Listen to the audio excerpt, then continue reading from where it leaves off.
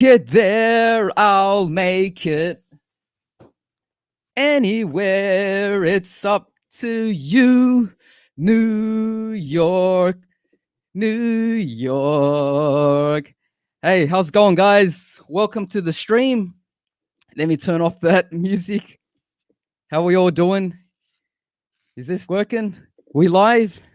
We live yet, guys? Show me some messages. How's it all going? Welcome to another episode of the Shroom Live podcast. Bring your questions. Let's talk. How are we all doing? Where's all the messages? Is it live? What's going on? What's going on? Should be live right now. Not seeing anything come up, so that's kind of weird. But wait, where is everything? Where's my stream, guys? It's not up. Is it up? All right, I'll give it a few seconds first. Yeah, right, like literally 30 seconds before before I was going live, I blew my nose into a tissue and I saw blood. I was like, oh yeah, that's no good. Nosebleed straight up, straight up, right at the front. Trouble in early. And the show hadn't even gone start, and I hadn't even got the show started yet. So, but you know what? The show, no one waits. We just gotta. The show can't wait. We just gotta get it going, get it on, and that's why I pressed live.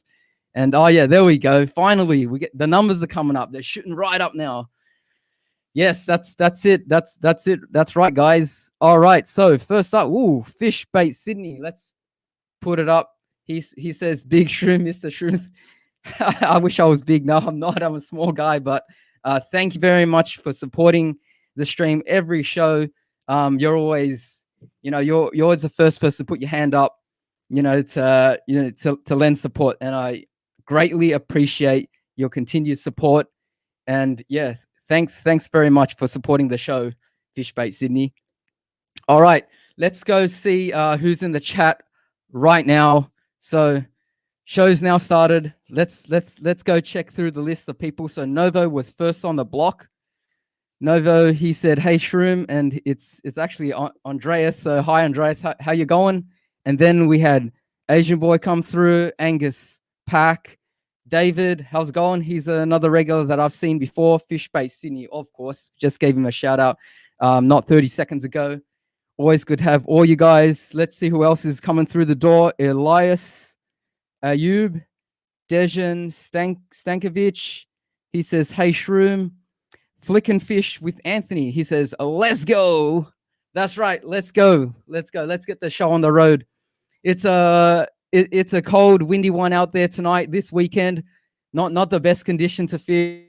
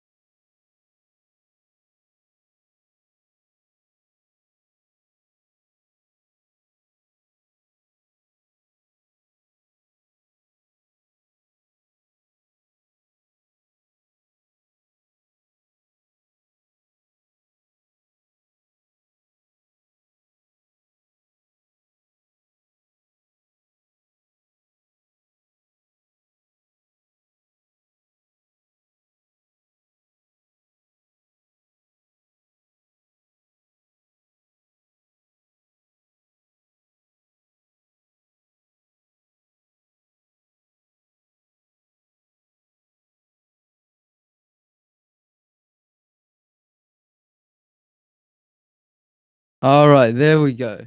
I have no idea what's going on there. My screen's just flashed black, and then everything just went down. Both PCs, everything, like all my electronics. Um, I reset the router and all that, but it looks like I'm back. All right, guys. Like I said, nothing can stop this show. We're back. We're back. I can see the numbers now. The messages are coming through. Something was wrong. I don't know what it was. Normally the internet's pretty good, very reliable.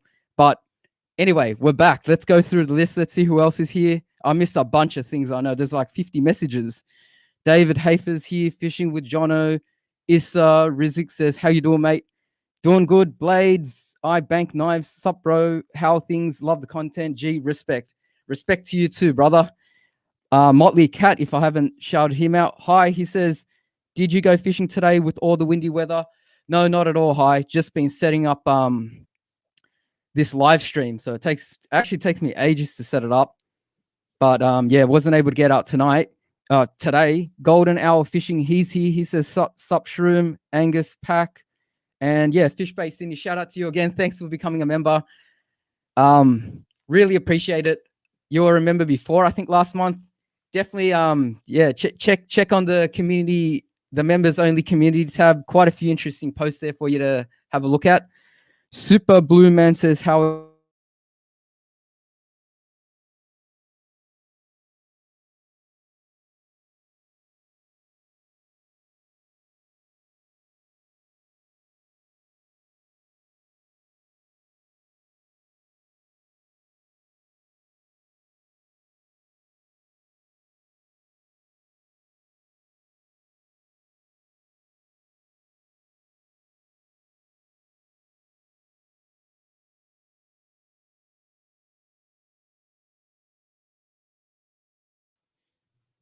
all right.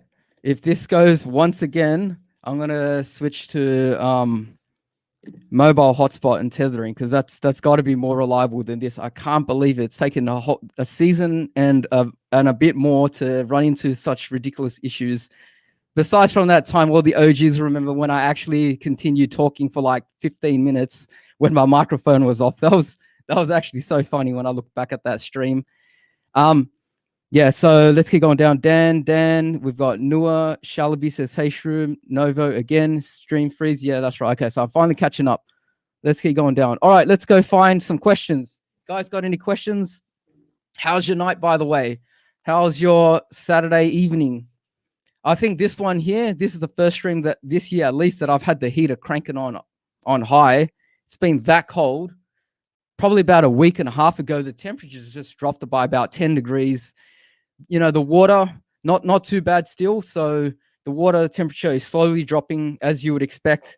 And obviously with more rain, if we keep getting more rain, then the temperature is definitely going to plummet.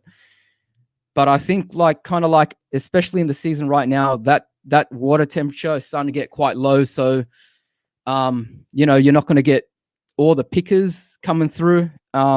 Mostly just quality over quantity, especially over the latter part of autumn and then the start and all throughout winter up until probably about middle of spring at around October, when, you know, you start to see a little bit more action, quite a few more bites then. All right, so it looks like the stream is behaving. All right, Blades I Bank Knife says, as soon as he says weather, boom, that's right. Yeah, maybe maybe I've done something, I've jinxed something in this stream. Woo, I don't know what's going on. Noah says, I think because of the cold weather, geez, my right screen just blinked. So that ain't good. That internet is shocking tonight. I might just start setting up that backup internet anyway. Sarah says, Shroom, do us a big shout out from Sue from the area. We love you. Well, here's your shout out, Sarah. Hope you're having a wonderful night. Jason Andrews, I love the YouTube video. Please PM me a place me and my son can go fishing closest to car park. All right, Jason, whereabouts are you based and which system would you like to fish? I'll give you some suggestions. So just drop it down in the comment section down below. Well, in the live chat. Khalil's vlog says, what happened? Yeah, that was the internet. Let's keep going down. All right. So 114AZ2 says, you going to purchase the new NRX Plus? All right, I haven't heard about the new NRX Plus yet, if that's what it's called. I'm going to have to look into that. As you guys know, I've got the 852S from the NRX series, which has been around for at least 10 years, I'd say. So it's getting on in the years. It's still one of the most sensitive, strong, fast action rods that I've used. So it's literally like an aluminium pole, heaps of power, really light. I really like that kind of rod, especially when I'm flicking heavy, soft plastics with heavy jig heads. Because of that power in the tip and also throughout the backbone, I can set hooks, especially on mulloway and flathead and kingfish. Now, I'll definitely be interested in checking that out if there is such a thing as NRX Plus. I know these days Gary Loomis, he's now got a different company. He's got the Edge, or NFC, I think it's called, North Fork Composites, and he makes the Edge series. So that's the rod that I'm using for brim right now. So I'm a big fan of those kinds of rods. Stephen, how's it going? He says your internet is as freezing as the weather. That's right. Unbelievable. Scott Midup says, hey Shroom, love your content. What do you prefer out of the Z-Man or Bait Junkie curly tail grubs? I think both are fantastic lures. Z-Man, they're a little bit more on the stretchy side. They're much more durable. The colors are very bright. I like the range that they've got. I like the sizing that they've got. They've got the 2-inch and the 2.5-inch, and between the two, suits my style of fishing. The Bait Junkies, new on the market, they have a lot of natural colors in the range, and I think that that's what sets them apart. They're a little bit longer. They've got a slightly more tactile feel, and it's easier to rig them. And they sink a little bit faster too. So the buoyancy of those lures completely different. They're both curly tail grubs of very similar shapes, but I guess the one minor difference is that one is extremely buoyant and stretchy and harder to rig, and then you've got the other one, which is a more like a solid material, solid foundation to rig onto, and the color range definitely a lot more natural. So I haven't used the Bait Junkies as much because they're, like I said, they're new to the market. End of last year's when they came onto the Australian market. But yeah, both lure brands, both lure ranges, fantastic. So that's my answer to that. Super Blue Man says, hey Shroom, just wanted to ask how the hell you manage to fish in these conditions. It's so cold, the fish are slow, and I get too impatient. All right, let's address each of these parts of the question, because I'm sure that a lot of people have the same question, same sets of questions as well. So how do I manage to fish in these conditions? Well, first of all, I get out there and I try my best to present the lure in the best way possible. And that might mean that I might have to increase the lead head size or change lure styles, from slow sinking lures such as grubs to faster sinking lures such as flick baits or paddle tails with slimmer, the slimmer tail so it doesn't grab onto the water as much. Just small adjustments like that. And experience, like the more you get out there in these conditions, the more you learn to basically deal with the wind or the the tide. So I'm guessing, like, most of the time when you say how do I manage these conditions, the number one condition that everyone hates is high winds. High winds is incredibly difficult to get around. Things that you can do: adjust the cast, keep it low to the water so that you're firing it through the wind rather than up and above and catching the wind. That helps. Once it's hit the water, you want to wind in enough slack so that there isn't a bow in the line, so that, again, the wind can catch it. Some of my videos, you'll see that I also like to rest the line along the water. So most of the time you'll see that I've got the rod tip up out of the water and the line directly leads down to the water and then through the water to where the lure is.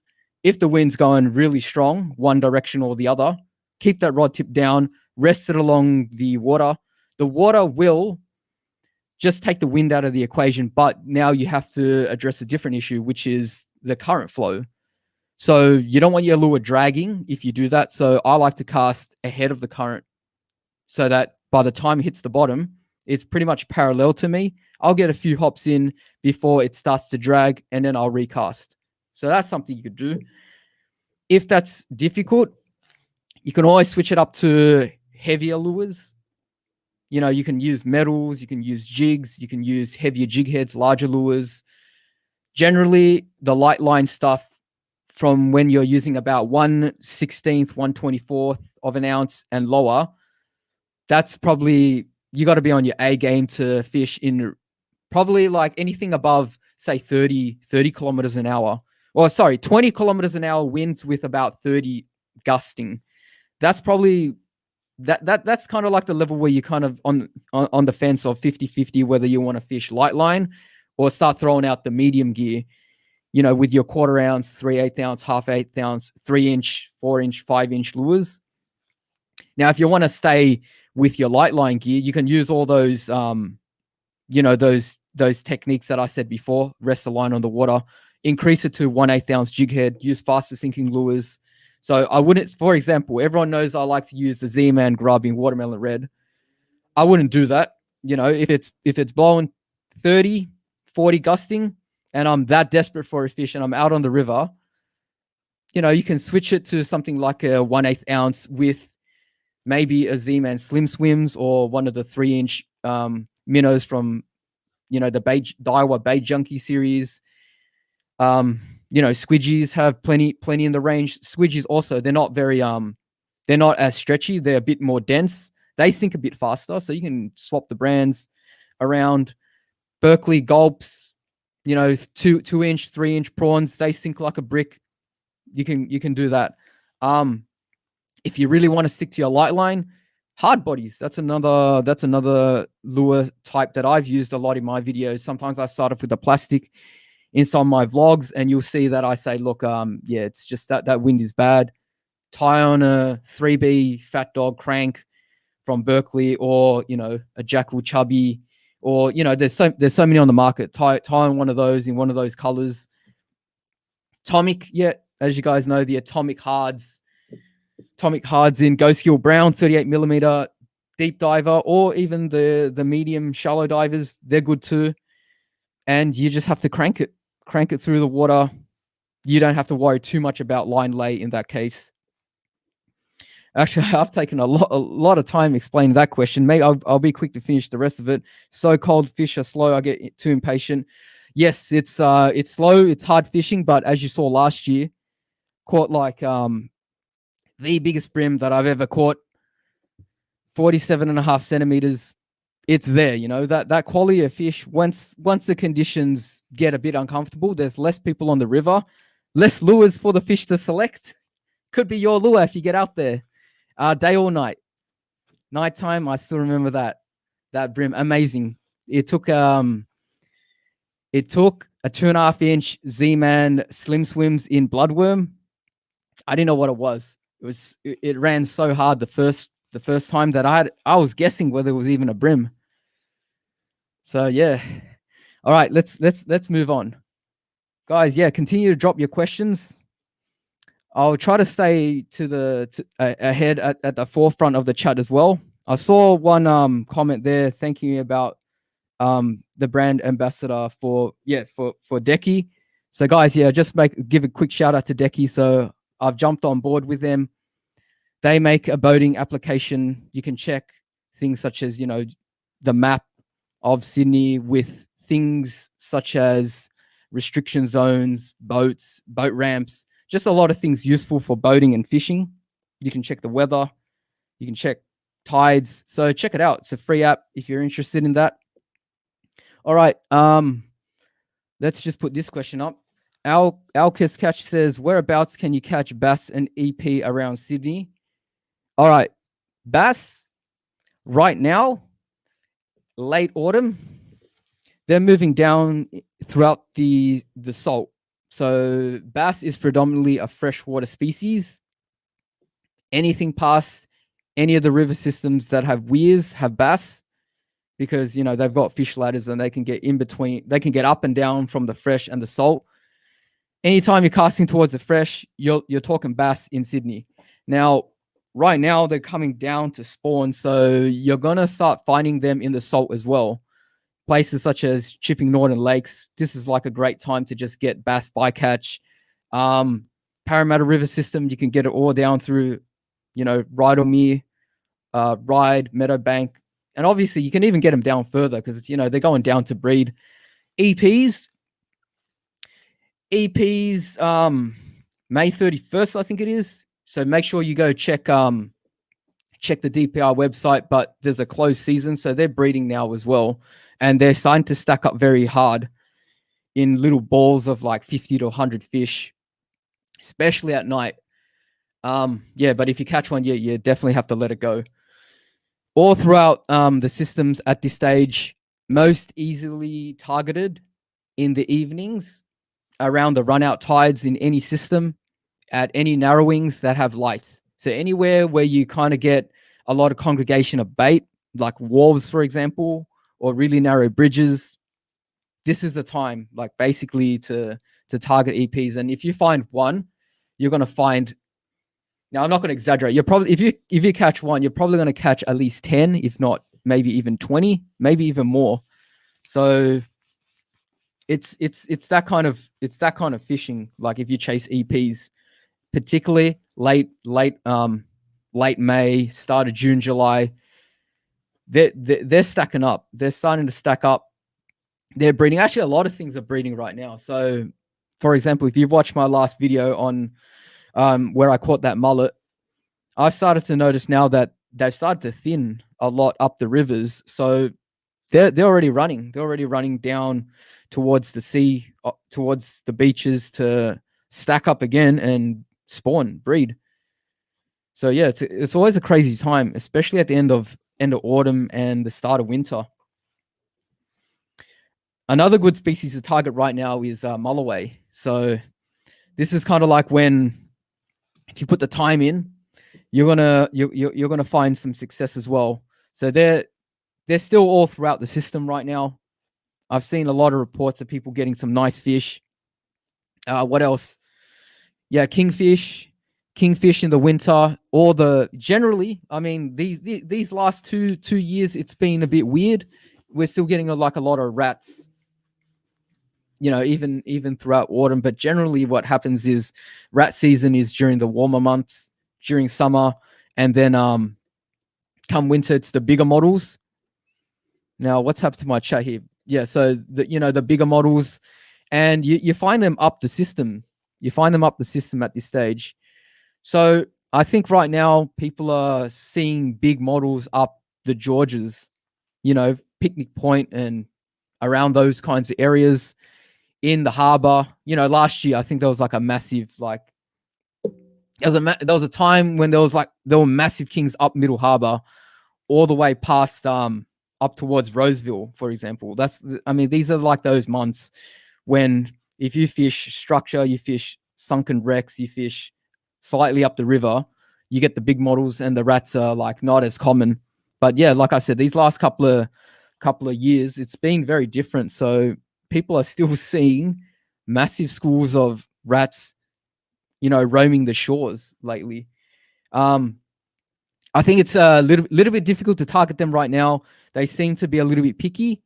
So I don't know if that's got anything to do with the increasing abundance of jelly prawns right now, because like I've been told that in certain areas now around certain bays, as that population is starting to explode. And when that happens, generally they're fixated on that size of bait, and it's generally hard to tempt them with lures, which are obviously going to be a lot bigger in size and hard to replicate too. So that's something to be mindful of. Oh yeah, and one other thing, salmon right now, this is the season everywhere. I've been able to find these massive schools, but they're everywhere. They're everywhere all over the harbor. They're in Botany Bay. They're going up the Georges. Now is the time. They're not. I don't think they're quite fixated on microscopic or really tiny bait, such as I think what they call them is that they refer to them as eyes. They're not fixated on that just yet. So yeah, you can definitely get them on lures right now. But once that starts to happen, then it's going to get really difficult. But yeah, plenty of bait in the system right now. Now, I think I just got completely sidetracked. So let's go find another question. Parker Beal says, "Hey, Shroom, it's 2:45 a.m. for me, so I won't stay for long." Geez, hi, how's it going, Parker? Where you from? Drop it down in the comments section. I want to see.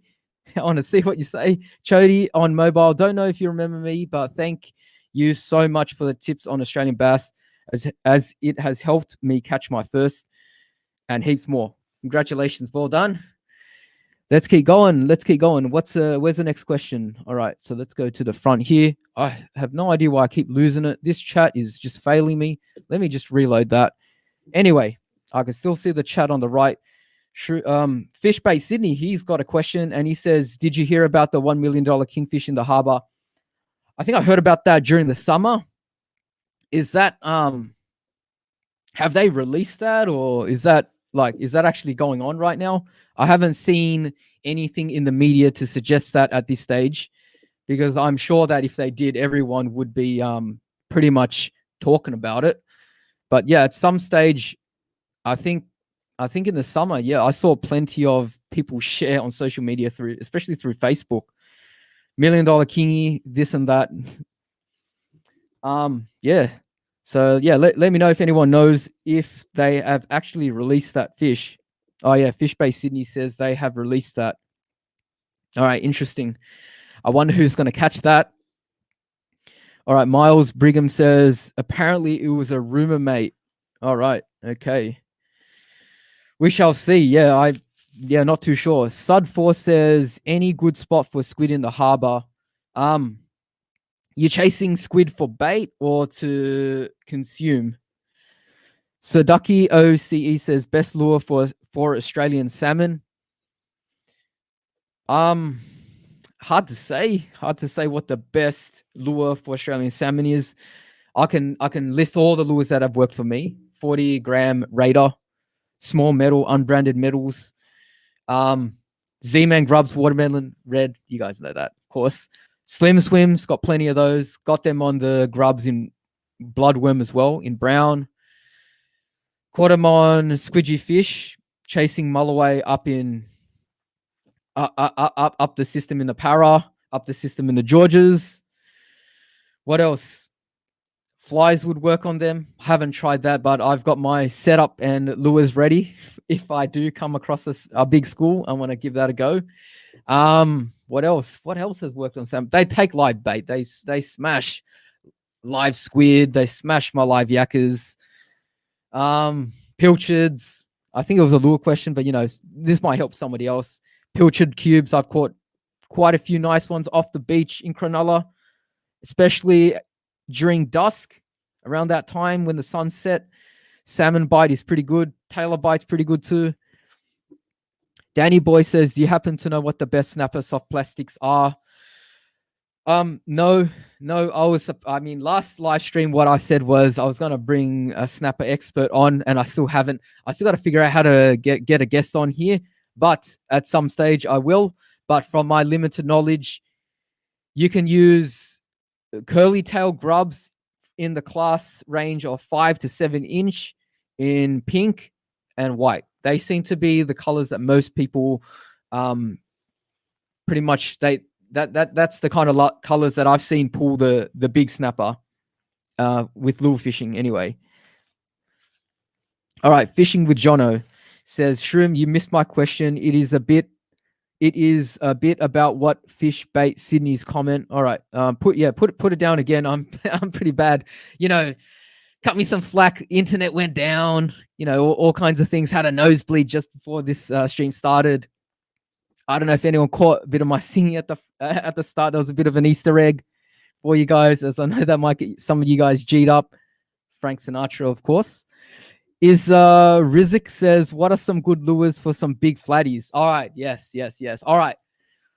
my 92 centimeter flatty and my 80 centimeter flatties. Got a couple in the 80 range, got that one nice one in the 90 range, came on one lure, and that was the squidgy fish in silver fox in 100 millimeters. 100 millimeters. So that's my go-to.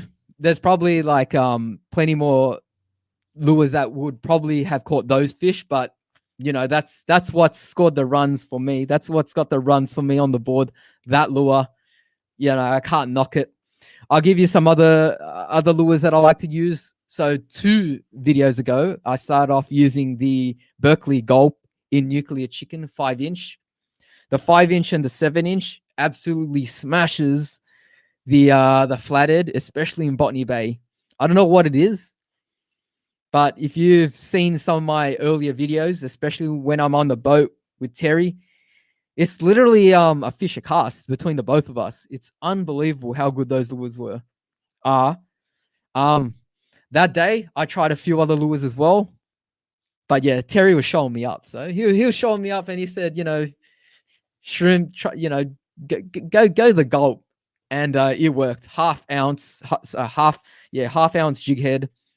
I think it was a 5-inch jerk shad, Berkeley Gulp jerk shad in the nuclear chicken color, which is green and pink. Something about that combination, absolutely dynamite on the flatties. And yeah, let's go for one more lure for flatties. I think vibes. I've done well with the Jackal Trans Am 95 millimeter vibe. Soft. It's a soft bodied vibe. Yeah, really good. These days, you know, I don't see too many reports of people using that lure these days. There's a lot more options on the market. For example, Samaki make the Vibalicious. That's a really good lure. I can't see why that lure wouldn't be just as effective these days. But yeah, that's probably my top 3. So Vibe and 2 plastics. Oh yeah, let's throw in one more. Let's throw in a hard body. The Daiwa, what is that one? That suspending one.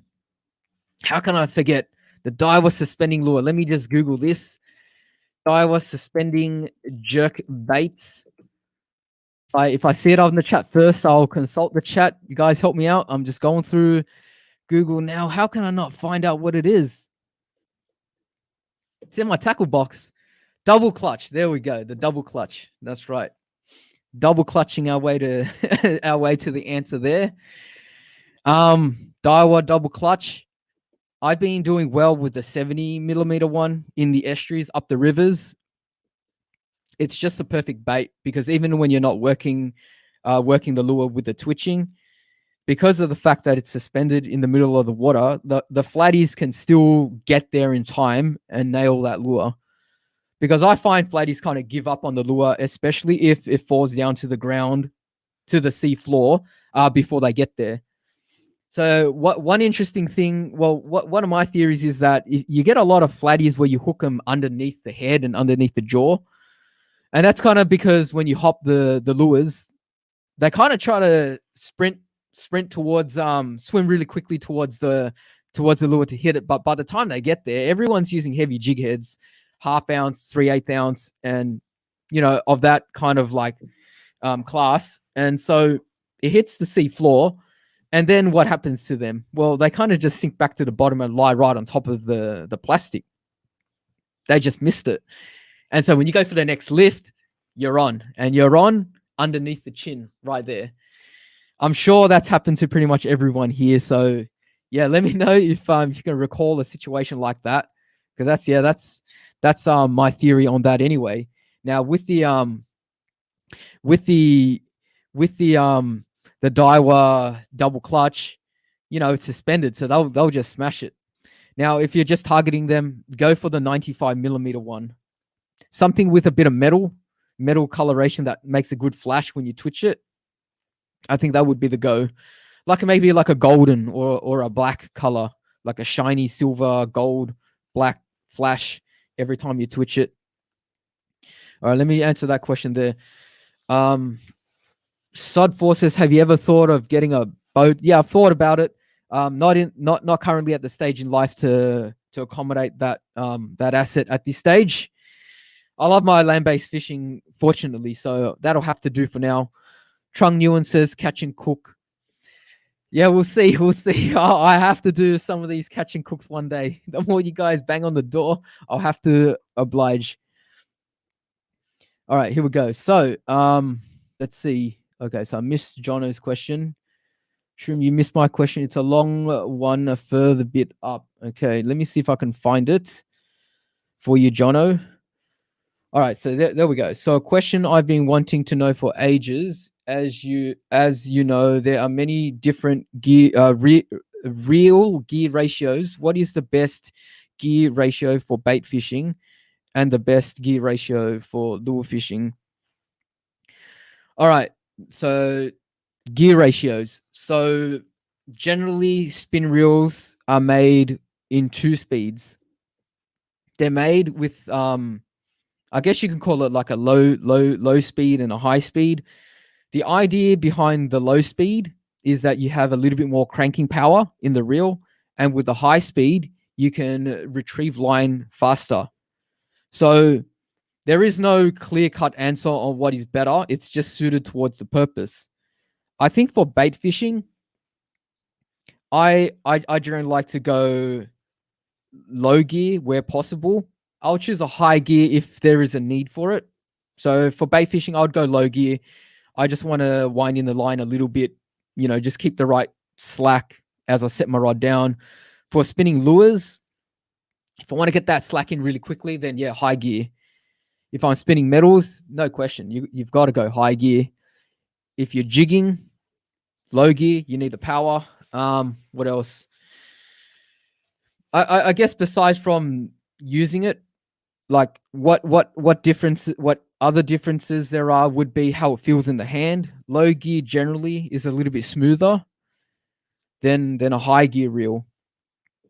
It's minor, but it's there. So if you don't have a preference, like me, if I don't have a preference for a reel, I'll lean towards the low gear. Now, a low gear doesn't mean that it's ridiculous lower. We're talking about, say, I think like a 4.8 or a 5.2 versus a 5.8 or a 6.0, something like that. It depends on the reel, depends on the range. That's pretty much for spin reels. For bait cast reels, yeah, you have a lot more differences. I think like a lot of bait cast reels have more than two speeds, maybe even 3 speeds.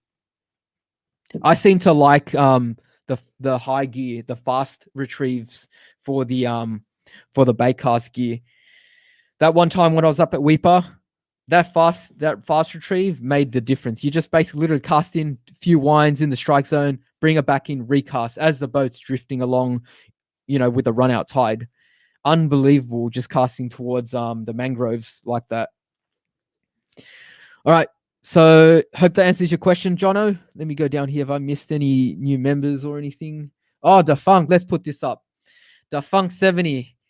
This must be Eric. He says, you have to sing My Way. Frank Sinatra, My Way.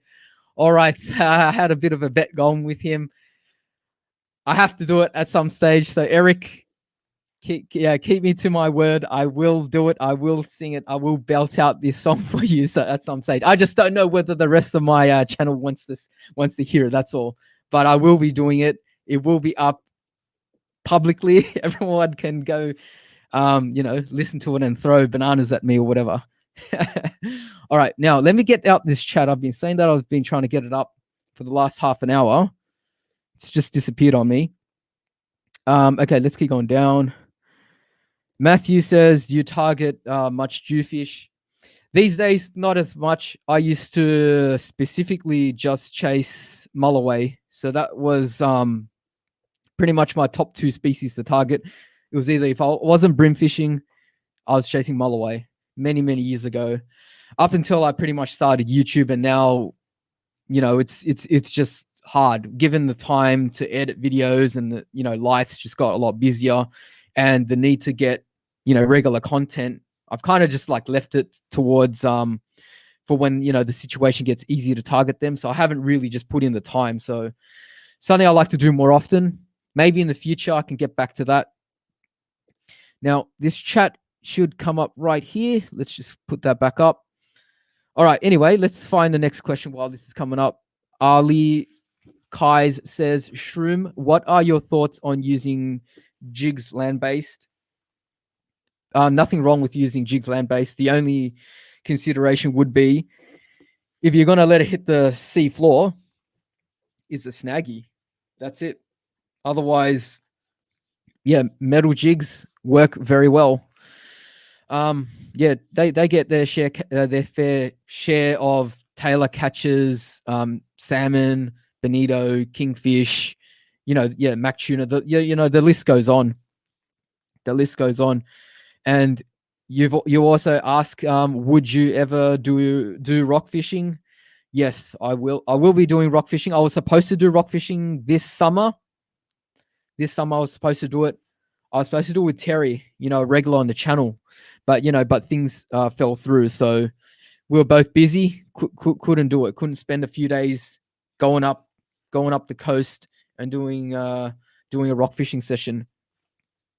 Guys, if you're enjoying the show, make sure you hit the like button and subscribe. Follow me on my social medias as well. You guys know where to find it. Reef Golden says baits or lures. Both. I like both styles of fishing. There's always something to enjoy. They're both interesting and challenging in their own right. For simplicity's sake, definitely lure fishing. I can just pretty much just hop in the car, drive down to the nearest bit of water without any thought and preparation and just start casting. So that's one of the reasons why I do a lot more lure fishing. Mario Condello, he says life's busy when you're a player. Okay, all right. I'll have to agree with that. But I'm not. I wouldn't consider myself a player. But that was a funny comment. Thanks for that. Alcus Catch says both calamari and arrow de Jean.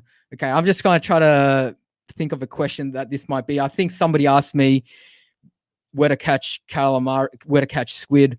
Well, right now with the sundown, arrow squid pretty much anywhere along the Sydney Harbour wharves or off any lit areas towards the front of the bay of every river system. But yeah, you can't miss it. If you go to any Sydney Harbour wharf right now, there's people throwing squid jigs. Calamari, that limits you a lot more. You have to be pretty much where the clean water is, out near the ocean. You can be inside still, but yeah, generally they only prefer the really salty, high salinity, clear water. You can catch them day and night, but again, yes, you can catch them right now. Nighttime is a good time. They got massive eyes. They're nocturnal. They're hunting right now. Alex Verley says, Shroom, my jig head is not sinking. I'm using a TT 1/8 with a Z-Man grubs, but not dropping. What do you recommend?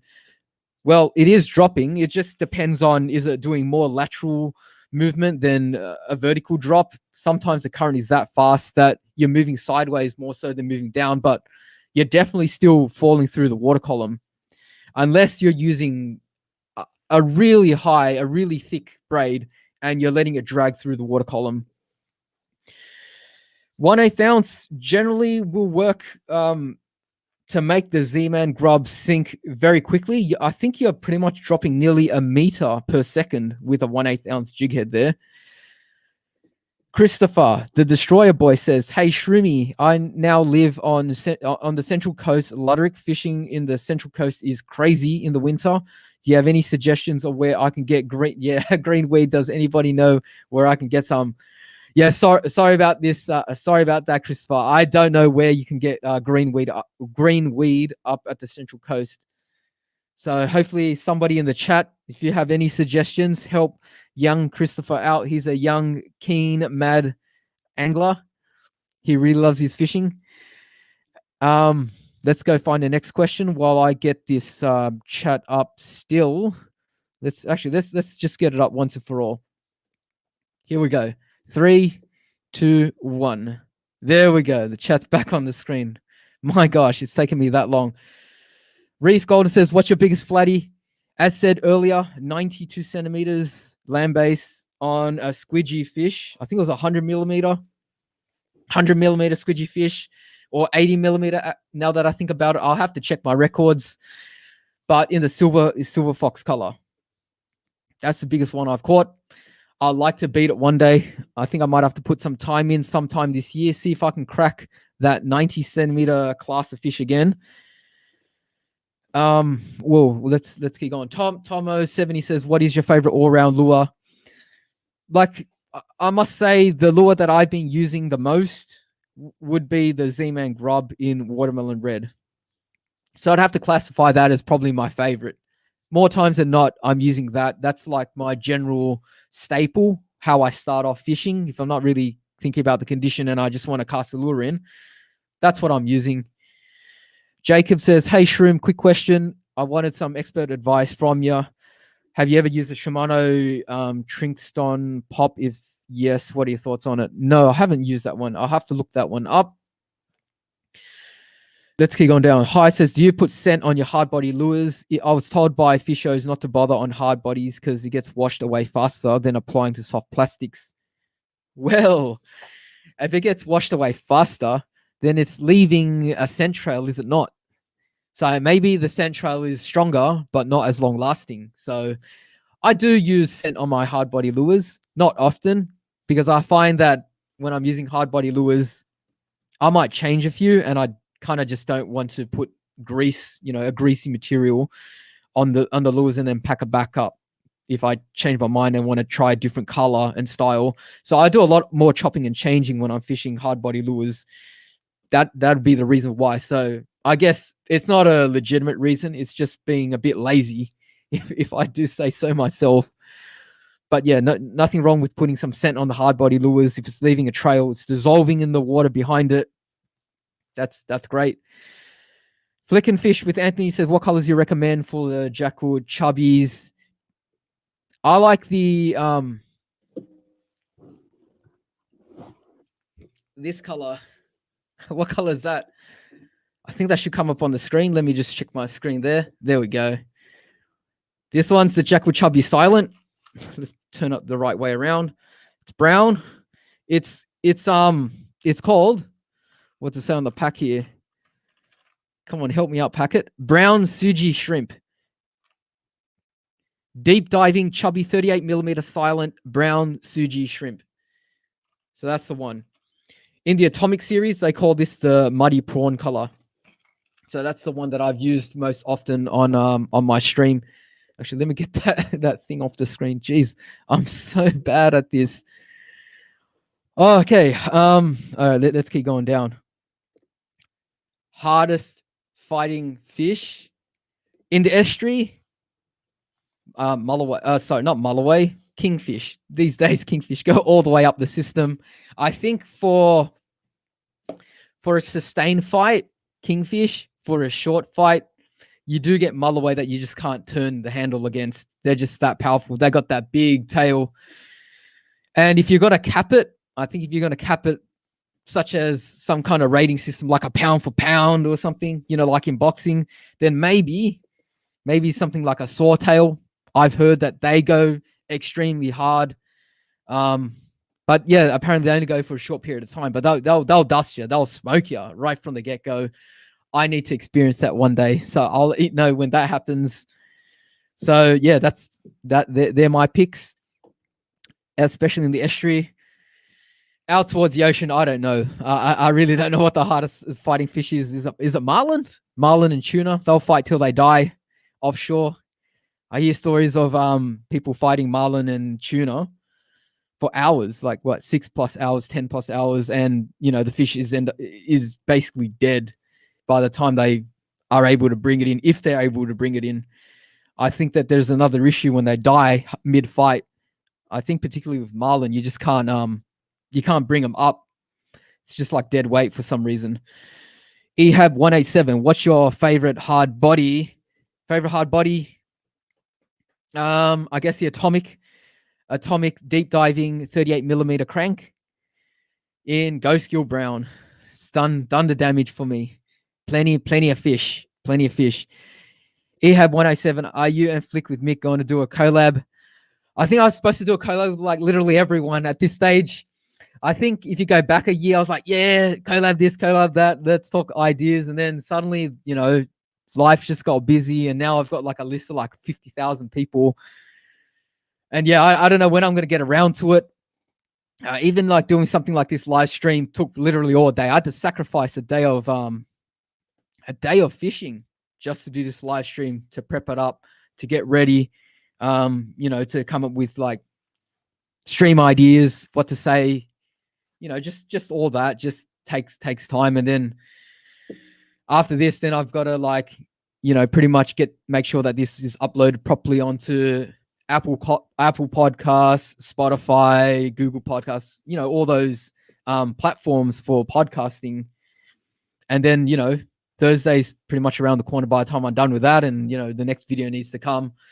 Yeah. So that's why I've stopped promising anything I did not know was going to turn out like this. Yeah, even with AK and Mike, I need to do it. I see that guy almost literally every week. And he's like, oh, Shroom, when are we going to do a collab? I can only fish at hours like this right now, but I'll have to sacrifice a live stream to do so, if that makes sense. All right, Andrew Fishman. Hi, how's it going? I haven't seen you in a while. He says, LOL, when they die, they're like dead weight for some reason. That's true. You got me there, Andrew. Hey, that's the beauty with live streaming. You guys know that. Hopefully no one, I mean, this is YouTube, so I don't know if you can clip anything, but I know on like Twitch, if the streamer says something ridiculous or funny, there's like all these people making little clips and sending them around, little memes and stuff. Good to see you, Andrew. Alex says, Shroom, the S Factor you use in videos looks different to the black and yellow one in shops. Is there a difference? Well, as far as I know, it's not different. It's the same material. It's the same scent. It's just that I get mine from buying Squidgy Pro range lure packets. And in them, they provide for you like a tiny tube with some S Factor as well. Now, if you're like me and you know, you're not always using it like toothpaste, you're just smearing just a thin layer on, and you're doing about 10, 15, 20 casts, and then you might apply some more. And, you know, on some days you don't even bother with the scent because maybe the tailor are around or something and you don't want to track them. Then, you know, a little bottle like that goes a very long way for me. But if you really wanted to, you know, purchase it, then they've got that big yellow black bottle tube. It's like toothpaste, and most people purchase it like that. So that's why mine looks different, because I'm using it from the Pro range packets. As far as I know, it's the same stuff. Hi says, what are your thoughts on doing a fishing live stream while you're out? Would you do one? You know what? I've actually done one before. I think I've done a few before. I thought about doing like a night live stream one, because that's a time when people are on their computers. You know, I wouldn't be able to do one, you know, for example, 6 a.m. in the morning, 5 a.m. on a Saturday morning. Everyone's either fishing or, you know, they're asleep in bed. So it doesn't make sense then. I did do one with AK and Mike once, and I think that was the first collab we did. That one we did I think at 9 o'clock in the morning or 10 o'clock. So that was a pretty good time. But the only problem was the fish weren't biting. So we caught a few small brim here and there, leather jackets. I think maybe a pinky or two. Yeah, maybe again one day if it's firing, I'll just quickly fire up a live stream. Dejan Stankovic says, Shroom, are you going to do some squid fishing soon? I really should. I need to get one of those sessions in. All right, here we go. Let's go find another question. Andrew Fishman says, if I was on Twitch, I would have clipped that so fast. That's right. Yes, that's right. I've said a few of these really weird things in my live stream. In my vlogs over the past 2 or 3 episodes, but no one's caught on to that. I've rewatched them, and there's a few circular arguments or circular sentences that I say. It's, you know, for example, I mean, I can't think of one now, but I might be saying something like, well, it's a cold day today because because it's just cold. you know, something ridiculous like that. But no one's called me out with something like that in the comments section. So they're kind of funny, those bloopers there. All right, Fishbait Sydney Shroom. What camera do you recommend to buy if wanting to make fishing videos? I'm using the GoPro 7 right now, so it's not the latest model. They're up to the 9. I recommend any action. Well, first of all, you need an action camera, and there's a few brands now that make an action camera.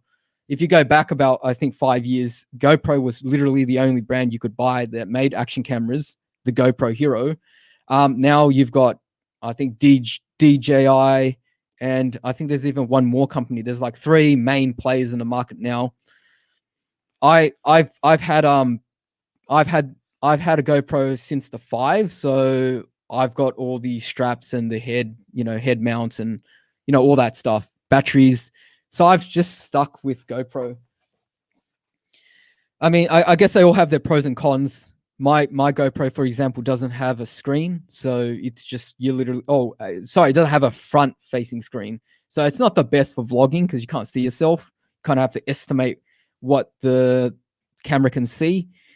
But yeah, I think the 9 these days has a front-facing screen. So the DJI was the first one to have that, I think, and I think they're quite reliable as well. Currently killing says, how do you find new spots? Well, first of all, I start on Google Maps, check out a system or check out an area that I want to fish. Go into the, I think, is it called the satellite view, where you can see the watercolor and you can see the terrain a little bit, the roads. Kind of try to analyze the shoreline, try to analyze if is there any weed showing or any structure in the immediate shallow bits of water, and kind of decide and try to picture in my head what that might look like. And then, think of what potential species that I could come into contact with, depending on, of course, the terrain, but also its vicinity to the ocean. Is this upper river? Is this lower river? And then from there, I'll decide what I'm going to bring, and I'll go there and I'll suss it out on the low tide, preferably. High tide, if I'm going there high tide, I'm just literally just fishing it. If I go there low tide, I'm going there to learn the spot, trying to see what I can see how the terrain up from the water level looks like when it's at its lowest point. That will tell me, what kind of bait might be in the area. On the exposed low ground, do I see rocks? Do I see a lot of crabs? Can I stand on that? Can I not stand on that? Is there any obvious section that suddenly starts to appear very deep when the water is all the way out? That will indicate where the channel might be.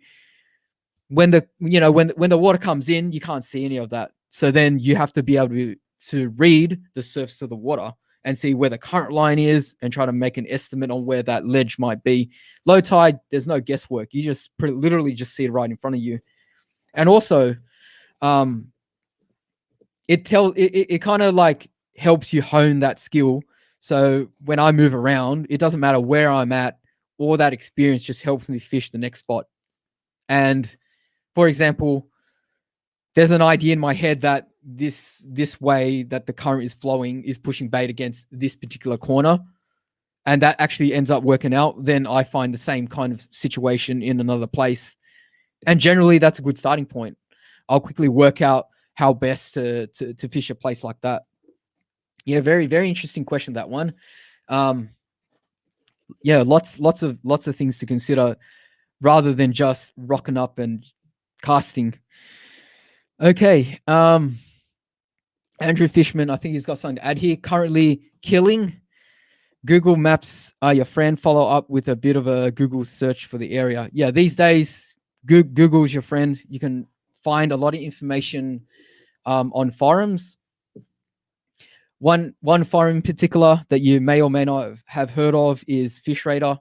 So go check them out. There's a huge, vast repository of information there, literally on anything. Everyone's got experience, and they've just over time accumulated that much information. Make sure you go check it out if you're into reading a bit more and doing a bit of research about a particular area or system.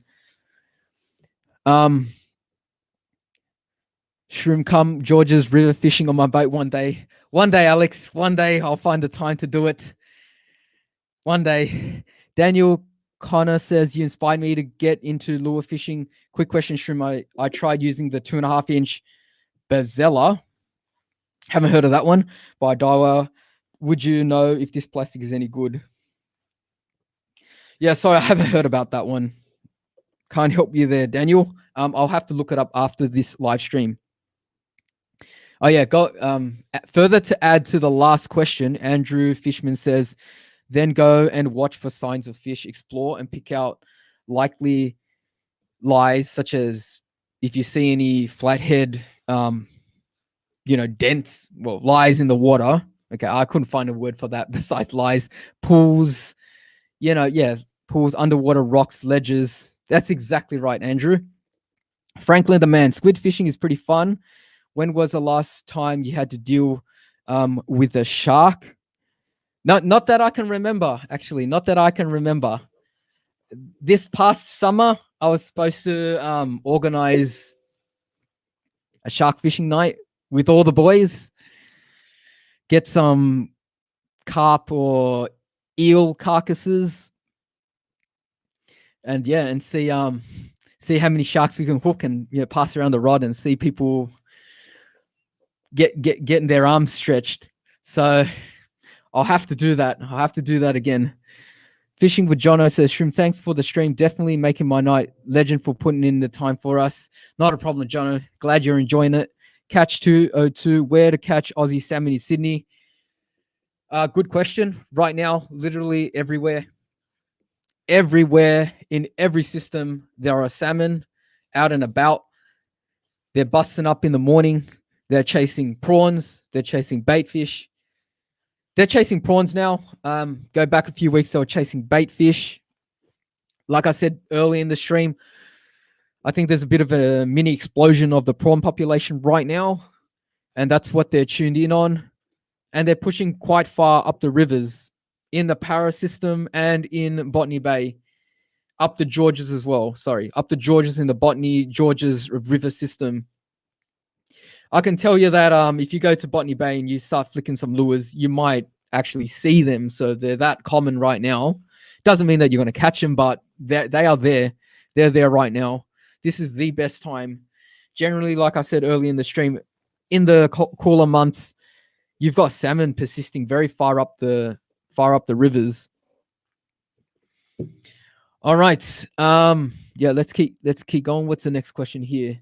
The tide is neat. Hi, how's it going? He says, during winter, how does the colder water temps affect the behavior of the fish in our local systems? And would you say that the techniques you use and the areas you fish change as a consequence? Yes, definitely. So in the cooler months, what you have is you've got the slowing down of the fish's metabolism. And so they're not as likely to chase fast-moving lures. So you have to slow down whatever lure you're using, and it might also take out some options for you. They start feeding also from top water to the mid column to right on the bottom. And so that's where throwing in a few pauses when the lure is on the bottom is very effective. Not to say that surface offerings are going to be refused. It's just that they're more likely to be refused when the water is cold. You'll see a lot less splashing or surface disturbances in the winter, that's for sure. But you can still catch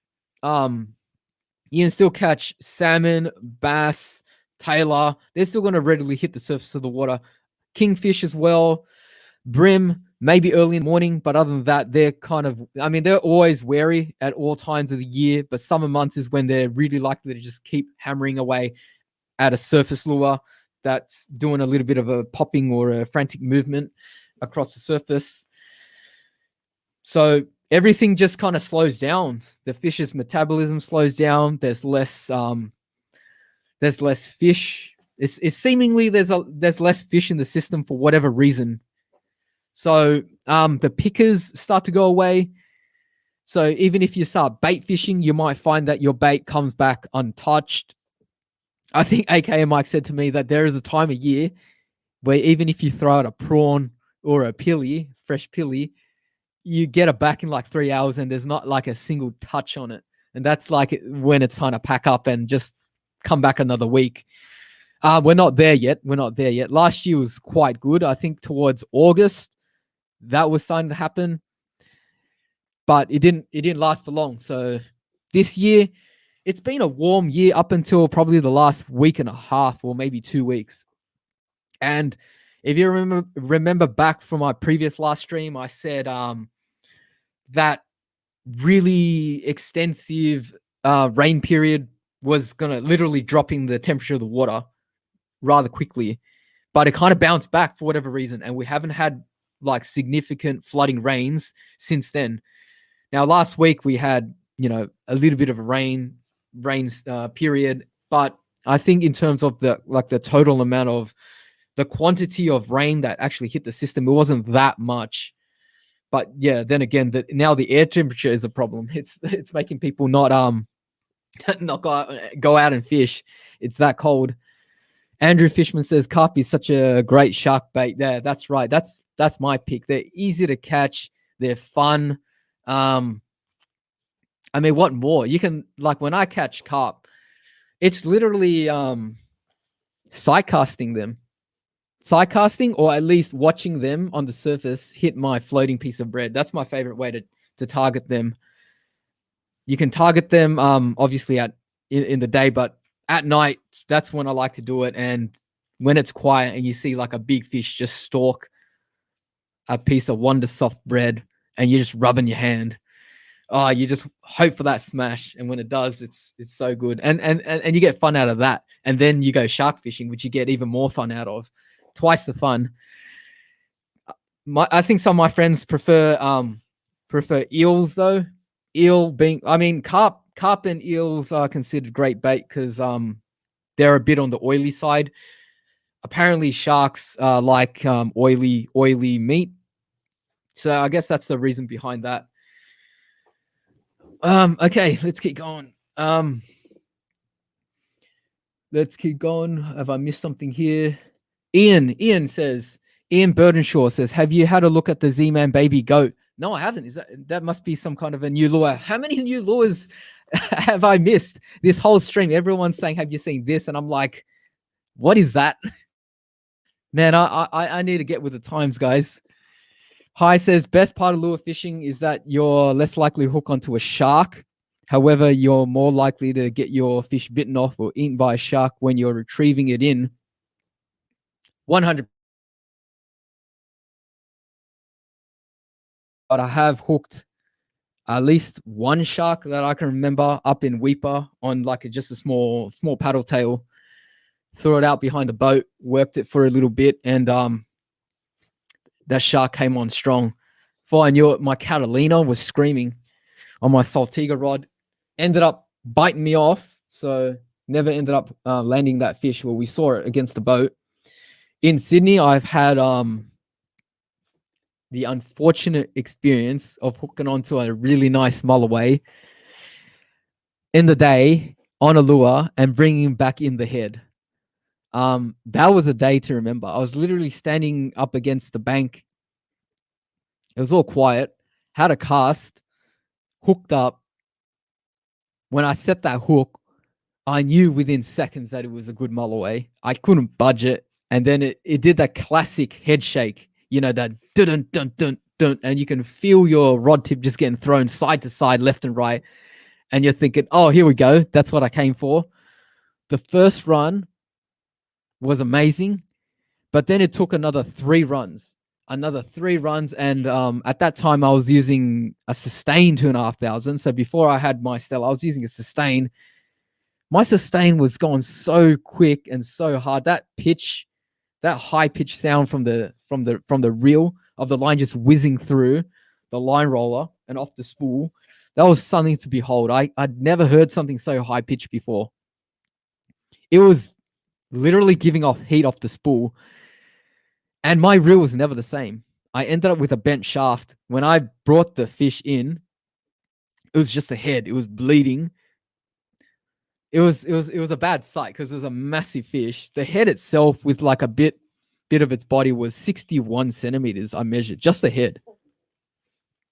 I was spewing, but when I saw that, I took a meter step back from the bank because that was a bull shark. What else was it? I'm in like brown water, fishing in the rivers, and that happens, and I'm standing inches away from the shore. No one to my left, no one to my right. It's all quiet. Better take a step back. You don't want to be that close to the bank now, knowing that there's big sharks down below, fishing a deep hole. Yeah, but otherwise, besides from that experience, yeah, that was, I guess, the only time that I remember that I've been properly sharked. Offshore, yeah, actually, I haven't had any problems offshore with sharks yet, but you see it all the time. You hear about it. People always getting sharked when they're jigging for kings. One day I'll be able to jig for kings and get sharked, and then I'll be spewing it again. All right, let's keep going. X2770 says, "What ethnicity are you?" I'm Chinese. Born here in Australia.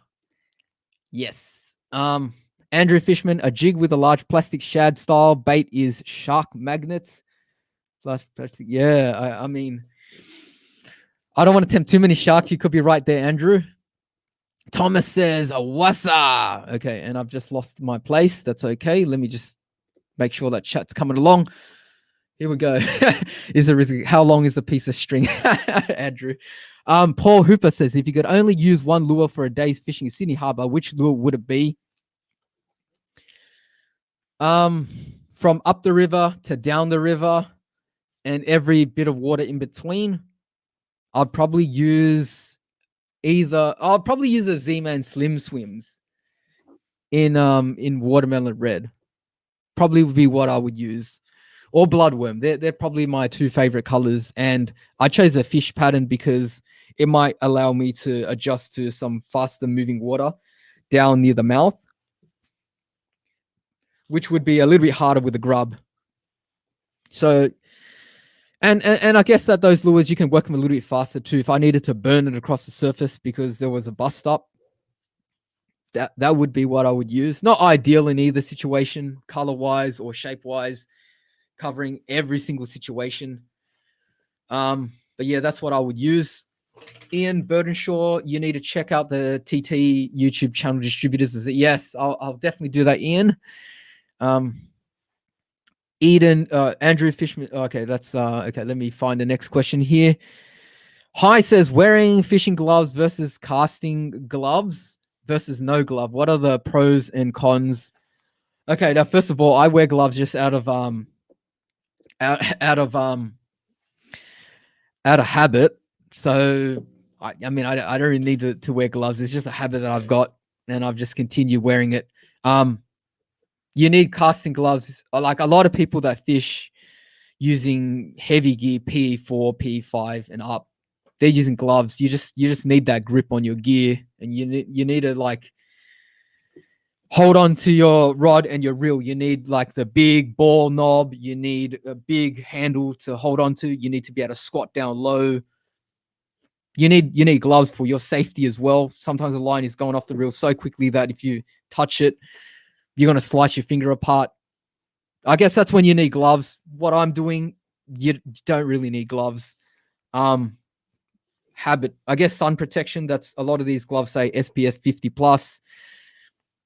I get a lot of stick for it, guys. But believe me, in my comment section, once in a while, someone says, what pansy wears gloves? Yeah. Tomo70 says, what is the best lure for targeting the Georges River special? You know what, Tomo? I am the forefront professor expert on that topic there.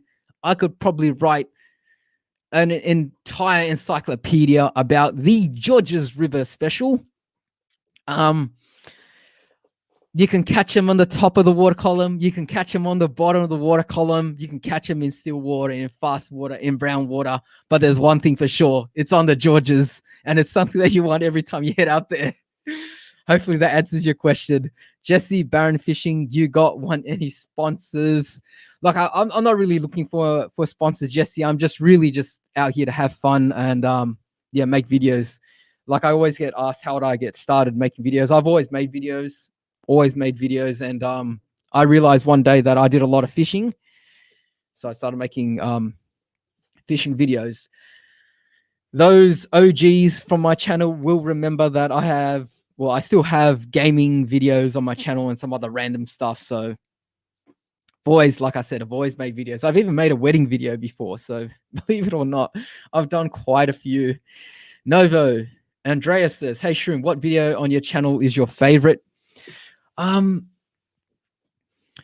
Probably the Weeper video, just because of what it means and sharing that adventure, that trip, that excitement, and the hours that I put in to edit it and all the feelings that it invokes when I watch it back. Like that video was made for me. That video was made for everyone that went on the trip.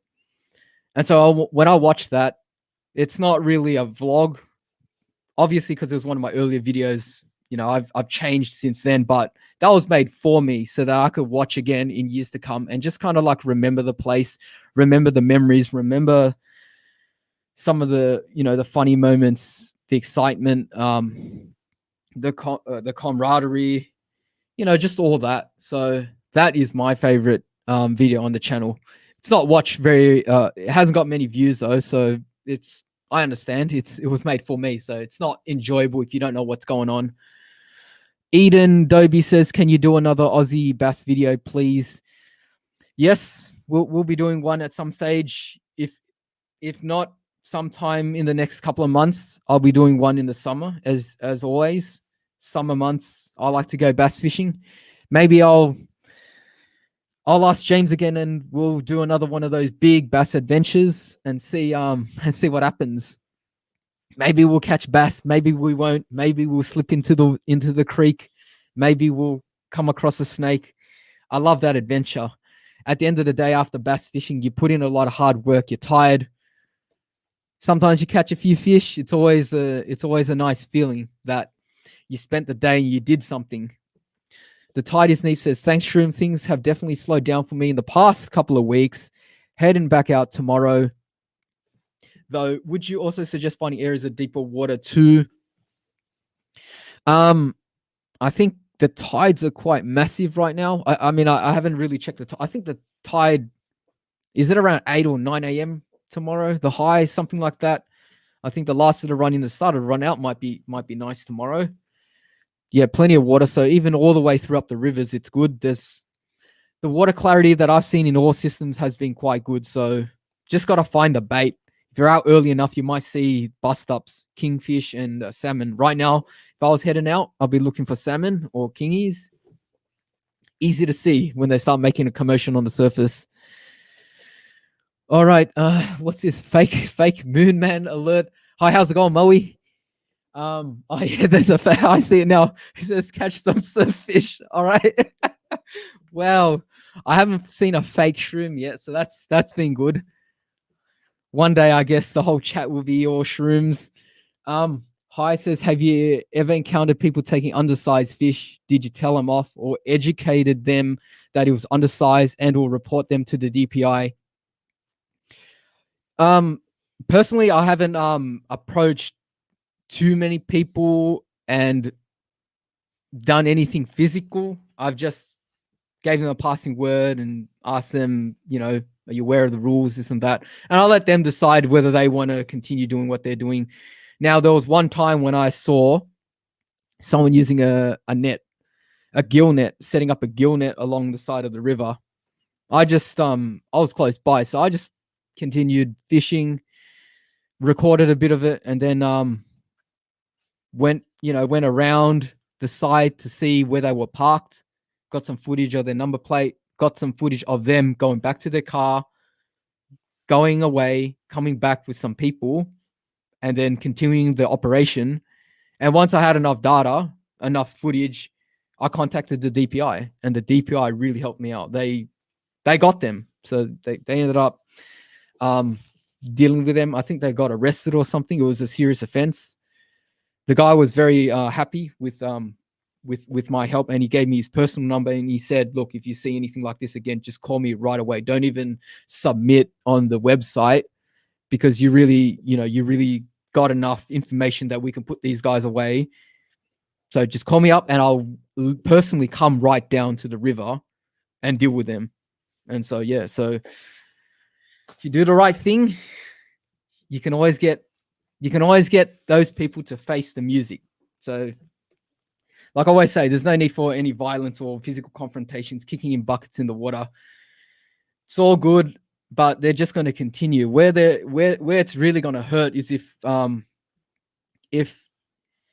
the authorities actually deal with them, and then it's like a proper process, and you can't dodge that. So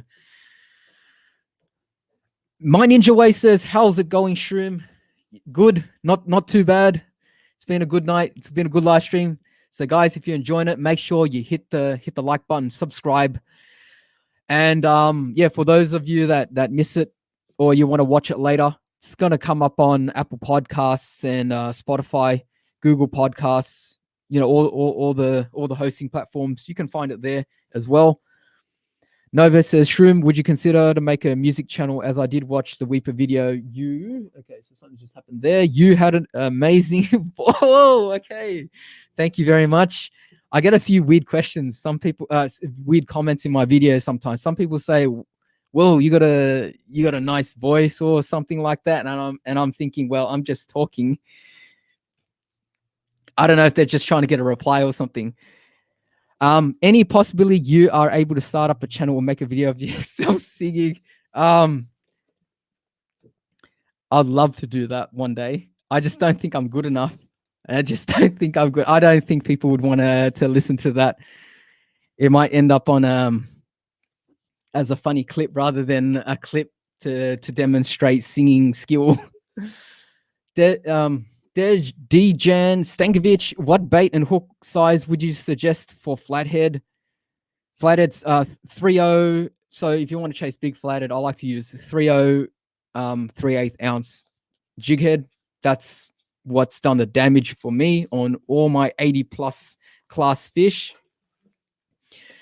You need something strong. You need something that's gonna stand up to those strong, heavy head shakes. So I like to use a heavy gauge, a light gauge. The fight does go long. If you catch a heavy flathead in current, it goes long. So you're only sweating bullets. That's what happened to me. I was feeling the pressure. I could feel the heart rate just climb up when I saw the fish, because you get to see the flathead rather early. Once you see it and it just doesn't want to be landed, your heart's just going to start pumping and pumping. And you need that hook to be strong. Ian Burdenshaw says, confronting people and telling them what to do usually ends up with you going to a hospital. Best to walk away and tell the authorities. Yes, that's right. Like, I know, like I'm not a big guy. I'm a small guy. So, but even if I was a big guy, I would not physically confront someone. I'd rather that they felt guilty, that I spoke to them nicely, and then they considered what I was saying, and then that reduced their chance of committing that same offense twice, than to make them get really angry and frustrated and just like continue to do it out of spite. Like if you're nice to people, people might treat your advice with a bit more respect than if I just, pumped up my chest and started banging on it and just said, what are you doing? What are you doing, dude? What is this? Are you this and that? Yeah, it's just going to end up bad. And what else is, at the end of the day, we're both anglers in the public eye. So you're the person and the offender. You're both anglers. The general public looks at the both of you as though you're the same kind of people. So you're just going to get more spots locked up if, you're creating a ruckus, violence, anything which provokes and scares the general public is just a bad thing. Just have a quiet word. If enough people come up to them and say the same thing, I think most reasonable people will think twice about doing it again. And hopefully they go home and they look it up and then they decide, you know what, it's probably not worth doing. These guys are right. these guys are right. They're looking out for me. I'm looking out for them. They probably could have called the DPI and they might have come down, but they told me about it first. They warned me, maybe it's the right thing to do. I think that's the best course of action. And like I said, it's never good confronting someone in the public eye. It just looks bad. The general public just looks at anglers and groups them together. We just make noise and we trash places and fight, etc. Novo 70 centimeter brim or 3 meter jewfish. I think I'd have to take the 3 meter jewfish. The 3 meter jewfish. So let's think mathematically. Mathematically, people have caught in the mid 50s or high 50s brim. So 70 centimeters. Let's say that's 12 centimeters off that. 12 centimeters off 50 is like 25%. Say it's 25% increase up on the upper echelon limit of what you would expect from like a record-breaking fish. Now, a 3 meter jewfish, I know Mulloway get to about 170. So we're like, what are we? 130 of 170. So we're 130 of 170. That's most of it. Let's say that's about 80% increase. So just based on numbers alone, Andreas, my argument is the 3 meter jewfish. But I think most people would choose the 3 meter jewfish anyway. I want something that you can rest on your lap, So who doesn't want to catch a fish where it's so big that, so it starts off, you're holding it in one hand, then it gets so big that you got to hold it with both hands. Then it gets so big that you've got to rest it on your lap. How heavy would a 3 meter jewfish be? Hi says 1 piece versus 2 piece versus 3 piece travel rods versus telescopic rods. What are the pros and cons? Okay, first up, if you're going for performance, first up, if you do not need the extra pieces, don't get those extra pieces. So if you're just gonna use a rod in the normal conventional sense, pack it in the car, bring it out, fish it, put it back in the car, drive back home, there's no need for a 3-piece rod. You could argue that you need a 2-piece rod for your car. That I understand. 2-piece rods, not too bad. But telescopic rods, where you start getting nearly so many segments in the rod, that action and that sensitivity, that's gone down the drain. Like you're literally just paying for a stick that has a mild bend to it. There's no, excuse me there. There's no reason to get that many pieces unless you're willing to sacrifice all the action and sensitivity of a rod. So that's unfortunately the case. The more segments that a rod has in general, the more joins that it has, and that just affects the bend. And then connecting it up means that you don't have one true piece of the blank. So not only is the action affected, but now you've got some sensitivity transmission issues through the rod as well. So 1-piece rod, ideally, if everyone could cater to that, would be the best performing rod. It's not always the best rod for everyone, but it is the best performing rod in terms of the action and the sensitivity. And then if you start to need portability, then obviously go for a 2-piece. And obviously 3 and telescopic and above, 3-piece and above.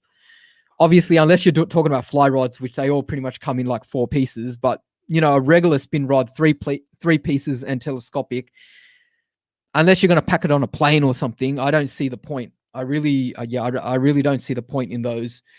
Now, let's look closer into 1 versus 2, because that's pretty much what's the, that's the go these days. If you're going to buy a rod, you're going A, 1-piece, B, 2-piece. Where's the difference there? Okay, so I think, like, besides from the small differences that I've pointed out in the last minute or two, because it's not going to be so pronounced with the 2-piece, right? You don't have that many pieces like needing to be connected up. But what you do have now is you have the added assurance that if you snap the rod, a 2-piece is easier to replace the tip of than a 1-piece rod. So I've got all my high-end rods, besides from so all my high-end rods, which are 7 foot and under, are all single piece, because you're paying big bucks for what? Performance. extra sensitivity, lightness of weight, trueness of blank, all that is what you're paying for when you're paying like $600 plus. So most of these rods are single piece. Now, I do have some, 2-piece high end rods, but not many. Most of the brands just make a 1-piece in the high end. But if I was to snap, hang on, let me shout this out before I forget, because I've been pretty bad with this. All right, so Moonman Fishing has he's put up a super sticker. Thank you very much, Moe. Thanks for supporting the stream. Really appreciate it. Now getting back to the question, guys. So if I snap my Edge Black Widow, that's $800. That's $800. I can't get that rod back to its original condition. That's gone. That rod, so long, see you later. $800 gone. If I snap my Battler, same thing, gone. I'd be spewing. Now, I have actually snapped a Battler Beowulf before, and that day that happened, my mouth was like, oh, heart attack. I can feel the heart attack coming along. That tip went bang, and I was like, what now? I've had the rod for about a day, not even a day, like one session. What's going on here? Went back to the shop. They sent it into Daiwa, and yeah, factory manufacturing defect. And so I got a replacement. But when that happened, let's say that it wasn't a manufacturing defect, I'd be in trouble. I'd literally be in trouble right now. Yeah, so but with a 2-piece rod, it's a lot cheaper to just replace that tip section there. All right. Enter the Dragon says, are you saying ISO rods are no good? Well, I don't have an ISO rod. ISO rods are very long rods. They're like fly rods. You have to have multiple pieces. You can't carry around a 9-foot single piece. 8 foot, 9 foot, 10 foot, 12 foot, whatever foot. It's not something that I would say I know too much about, but they're definitely long rods. So you'd have to get multiple pieces. You don't have a choice there. But if you could get a single piece ISO rod, can you imagine that? Can you imagine like not having any cast offs? Like if you cast a rod, your tip piece doesn't go flying. You don't have to adjust the guide so it's perfectly straight. Everything is true on a 1 piece. That's the advantage. Not saying that multiple piece rods aren't good. Multiple piece rods have their advantages, but that's the difference between them. Ian Burdenshaw says, what about braid? I think braid comes down to preferences. Everyone's idea of a good braid is different according to their experiences and the kind of characteristics in a braid that they want. For me, I like something that's smooth, but most importantly, I like something that's reliable. It has to be reliable. A lot of the time, it doesn't matter if I'm chasing brim. You'd get bycatch, you'd get kingfish bycatch, salmon bycatch, trevally. Everything pulls really, really hard. And if that braid's just not reliable, you're never going to land that trophy fish. So that's the first thing. It has to be reliable, has to tie a strong knot. And then after that, I don't want it to have wind knots. I understand fishing with braid, you're always going to get the odd wind knot. That's just a part of it. But there are some braids that just don't agree with the way you keep your line, or they don't agree with the guides of your rod or the reel.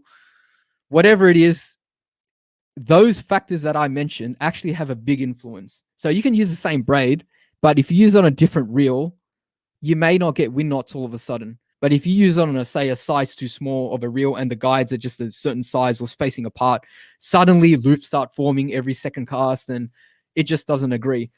I had that problem up in Weeper when I was chasing longtail. So I was with Joel and James, regulars on the channel again. For some reason, my Catalina spooled with 40-pound J braid. So this is like the old J braid, one of the first editions of it. So I was using that up in Weeper. Every cast, when the longtails were busting up, like literally you see barrels just coming up, like meter fish, somewhere between 80 to a meter 10 at least, coming up out of the water. It's like hot fireworks. Like literally, I need to see more of those things. That kind of sight is what gets the heart pumping. Every time that happen, stand on the front of the boat, whip out that cast as hard as possible, get that metal out into the middle of that school where they're smashing the bait, wind really quickly. For some reason, every cast, when it was my turn to go hook my longtail, biggest win knot right on the cast. Unbelievable. So whatever it was, I don't believe it was just the braid, but it was a combination of the braid, the reel, the guides on the rod, just the speed that it was leaving the reel, maybe even the leader or even the lure that I was using, the weight that it was pulling the line through the guides, just disagreed. And yeah, that was a horrible day. A horrible day. Ended up hooking one up on Joel's combo, and yeah, it got me in the end. So we saw it at the boat, went for another, I think 10, 15 minutes, and I wasn't able to bring it in. I think I got sidetracked on that braid question, but yeah, so for brim fishing, reliability, price matters a lot to me. I like multicolor as well, but smoothness plus as well. But yeah, number one priority would be reliability. It's got to be reliable. Rob Berlin, can I catch a brim without a $500 reel? Well, certainly you can. You can catch it with a hand line. You can catch it with a Sienna. There's like a $50 reel. So I use expensive reels because it's just what I like to use. It's not out of anyone's reach. It's just whether you can physically justify putting that kind of money towards a reel. That's all. Like everyone could, you know, if you have a job, everyone can afford that reel. It's just whether they want to or they don't. Okay, so it's not.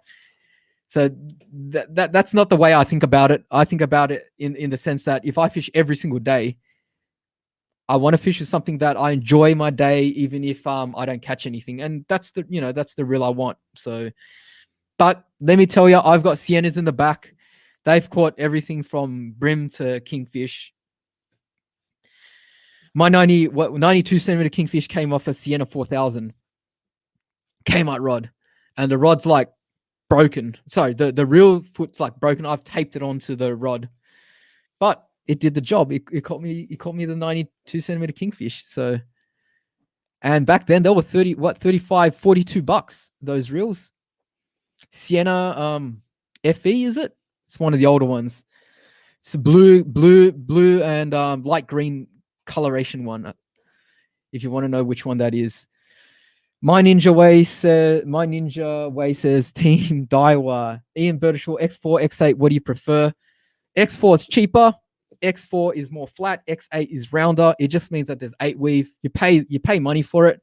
I think for brim fishing, I'm happy with X4, but you know, right now I'm using YGK O Dragon WX4. That's the orange braid that you see now, but go back about a month and I was using, you know, that green and yellow braid, which is Gosen 8 casting. That's 8 weave, so a bit more round.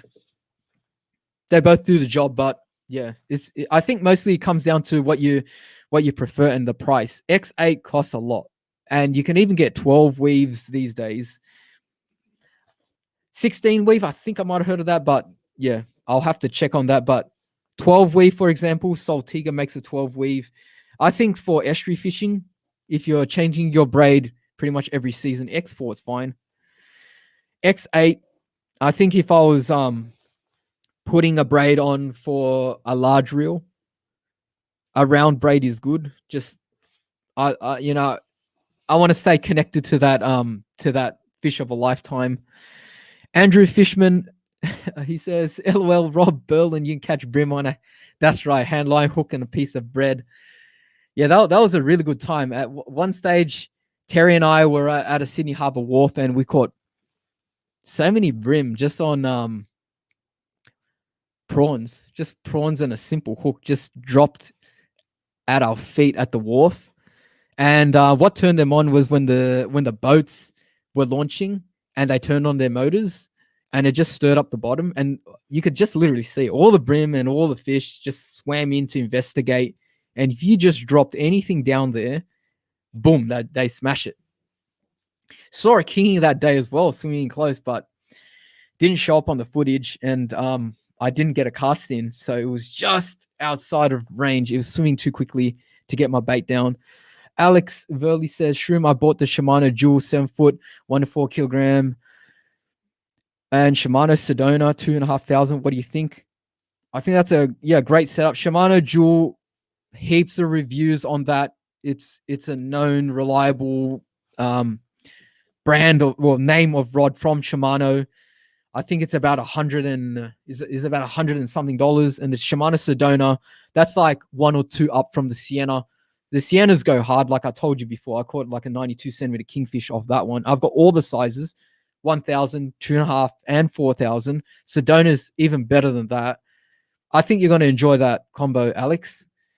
Sounds like a really nifty, affordable combo that anyone could access, anyone could purchase. Like I said, you don't have to spend big bucks like I do. Like I only bought like 1 or 2 reels of that range. It's just that I use it all the time.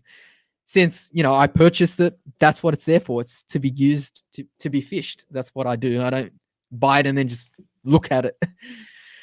Michael Lee says, I've seen from your videos that you had a lot of success. You've had a lot of success at Cooks River. Every time I went, though, I either catch nothing or the odd flat head. What other difference makers?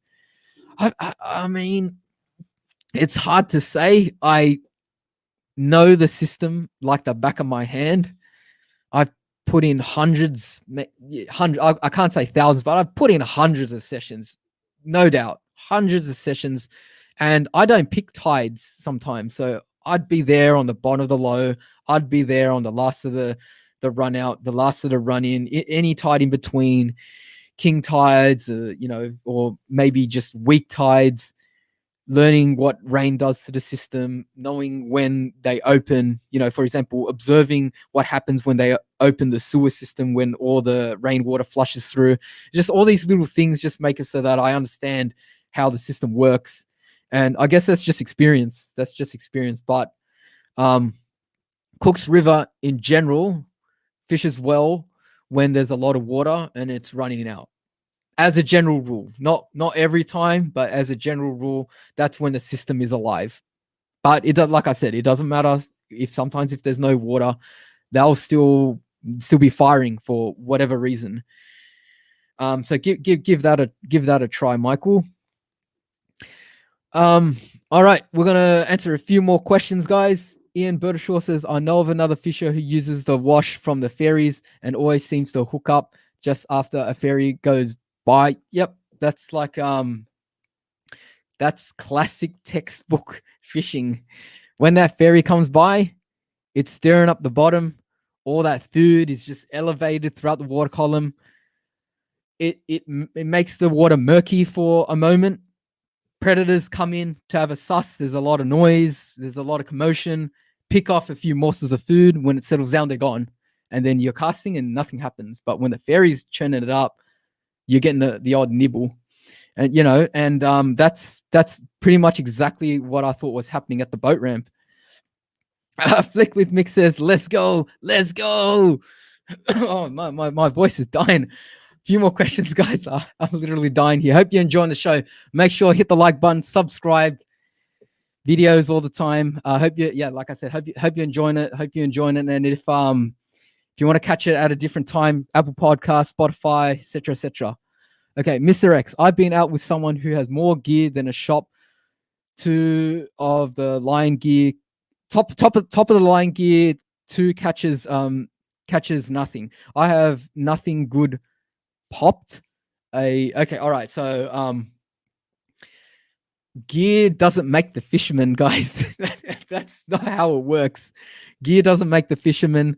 I'm not saying that the gear that I have doesn't at least help me catch, maybe feel that odd tap that a $10 rod won't pick up. Not saying that, but I'm definitely saying that you don't need the most expensive gear to catch fish. You can use $100 rod, $50 reel, about $150. Everyone's got that within them. Everyone's got that within to save for a combo like that. And and catch. Yeah, and catch. You know, lures. Doesn't matter if I tie on a Z-Man watermelon red grub to a $10 combo or my combos that I'm using. If the fish like what they see, they're going to hit the lure. They're not going to know what's on the end of it. It helps, of course, smoother drag, longer lasting, etc., etc. But it's a sliding scale. You know, if I double the price of the gear, it doesn't mean I double the price. Sorry, double the chance of the fish. No, it doesn't work like that. Law of diminishing returns. Up until a certain level, I think once you get to about a $100, $150 setup, $200 setup, that's it. That's like you're getting 99% of what you're going to get out of the most expensive gear out there. Like that's literally all you need. Even if you've got a $50 combo, you're doing 80% of what a top end combo might be doing. So yes, rest assured, don't need to spend the big bucks. Hey, it's George Fisher right at the end of my stream. Hey, how's it going, George? Hope you're having a wonderful night. An hour and an hour 46 already. Unbelievable. Yeah, good to see you, mate. Andrea says, why did you stop using Sunline Castaway? I've got a few spools. I've always got gear and I just need to start using them. So I'm not changing away from Sunline Castaway for any particular reason other than the fact that at that time, I already had a spare spool of Gosen W8 casting. That was, Gosen 8 casting. That was it.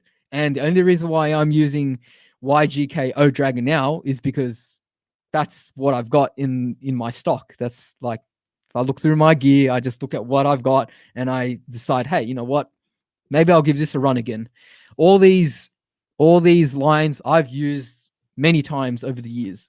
So that's why I already know what to expect because I've always used them. I've always used Castaway, always used Gosen. I've always used, here's another one that they don't make anymore. The Power Pro Bite Motion brings a tear to my eye thinking that they don't make that anymore. Yeah, YGK O Dragon, WX4, etc., etc. Hi says, when's the next stream, Shroom? Hopefully very, very soon. But yeah, no promises. As you know, it takes a lot to get me going. Unfortunately, it takes a lot. You guys have to be banging on the door and saying, hey, Shroom, when's the next live stream? Come on. Get up here. Get up here and start speaking. then I'll do it. Issa Rizik says, what line should I use for brim break? LOL, he says. I'm sure you mean brim. Look, brim fishing, the most accessible species, use whatever you can afford. You don't have to use Castaway. You don't have to use OH Dragon. You don't have to use Gosen. I started using, what's that really cheap braid that you can get? It was only like $10 or $15. It worked, but it just didn't last very long. That's all. But you know, there's like Fireline. There's what else is there? Yeah, I've used Fireline. I've caught Jews on Fireline. It's just not my style. It's a bit stiff. That's all. But that's really affordable. It's like $20 a spool. What else is cheap? I think there's a cheap Sunline one.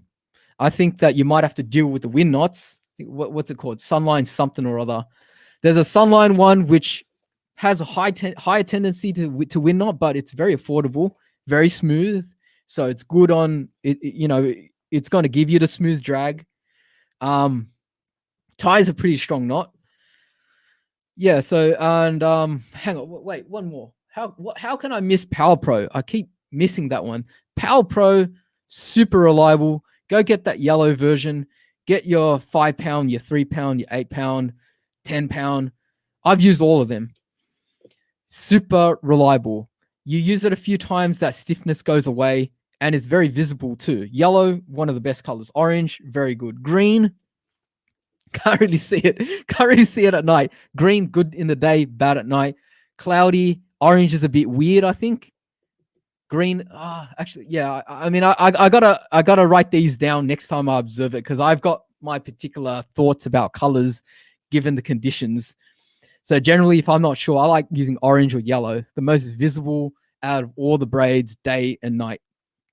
Ian Burdashaw says, anyone use the new platypus braid? Is it the 8 Bionic? Is it called? It's pink, isn't it? Pink.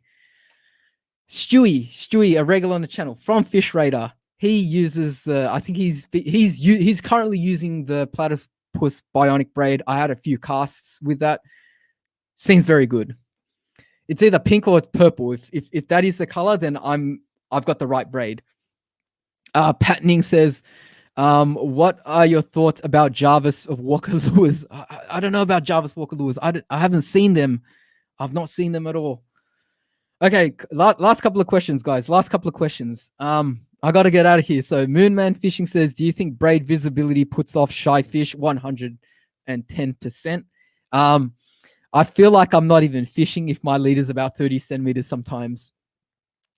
I've just got this thing at the back of my mind that says, look, you're just wasting your time. They're literally going in for the bait, and where their eyeballs are, right above them is a piece of like stuff. Even if they can't see it, they can feel it. They can sense it. They can sense something's wrong. Yeah. I believe that braid visibility is an issue, but color, I don't know. It's hard to say. Even fluorocarbon is visible under the water. Like everyone thinks that you can't see fluorocarbon. That's not true. That's 100% not true. It's not invisible at all. If you just go diving and you just look under the water and look up at your lure connected to something, you'll see that line. It at least will change the refractive index around it enough that you can see the outline of the line. Even if it is colorless, even if it is purely clear, the round nature of the line itself will direct light through differently. And even though it's transparent, you can see the outline. All right, last question. No, okay, this is not a question. This is a bonus one. He said, you head out for a fish. No, but if I could, I would. If I could, I would. Okay, last question. Let's see. What's a good question? Okay, not too long. That question looks a bit too long.